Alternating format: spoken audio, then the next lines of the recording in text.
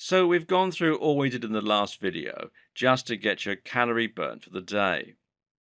But this is absolutely crucial because maintaining a calorie surplus is going to be the single most important factor when it comes to bulking. As long as you're eating more than you're burning, then you will get bigger over time. So just why is a calorie surplus so important? Well, the first and most obvious reason is that building muscle requires energy. You're asking your body to construct new tissue from the protein in your diet, and that means you're going to need to eat more to provide that energy. The other reason is you're trying to prevent the breakdown of muscle.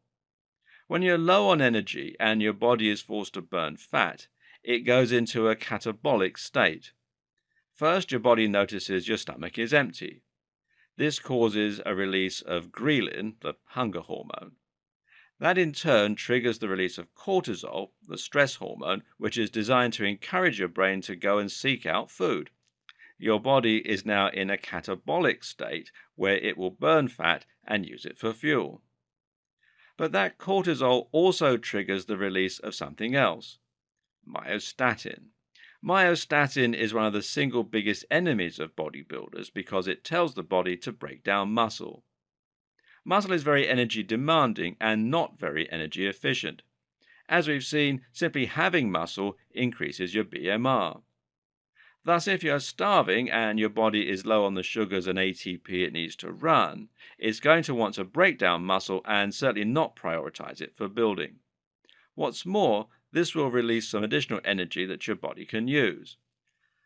So, being in a calorie deficit puts you in an anxious, skinny, lean, and efficient mode.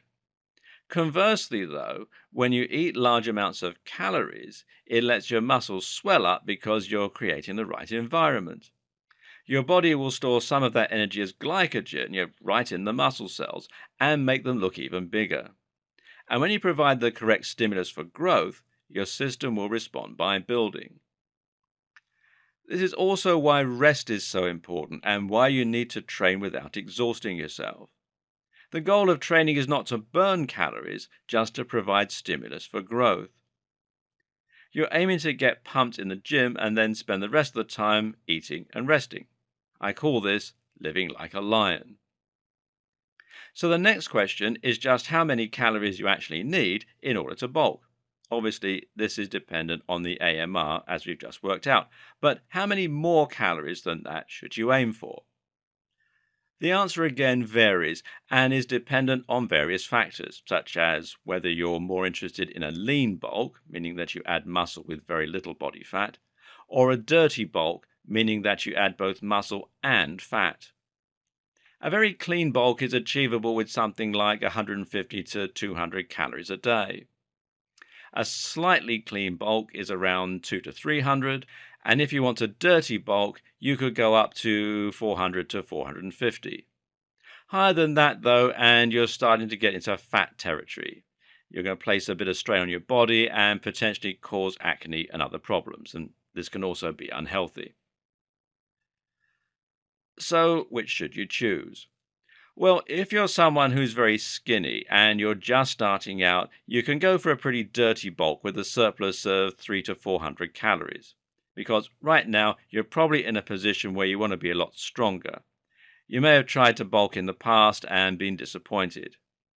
But at the same time, you're a noob, which means you have the potential for noob gains. In other words, you have the potential to bulk up and fast if that's what you want to do. And in your current situation, it probably is what you want to do as well. Later on, you can do a short-cutting cycle in order to bring your body fat back down and reveal the definition and striations. Conversely, if you're someone who's an average size right now, perhaps a mesomorph, then you may well be a little stocky but also carrying around a bit more fat than you want.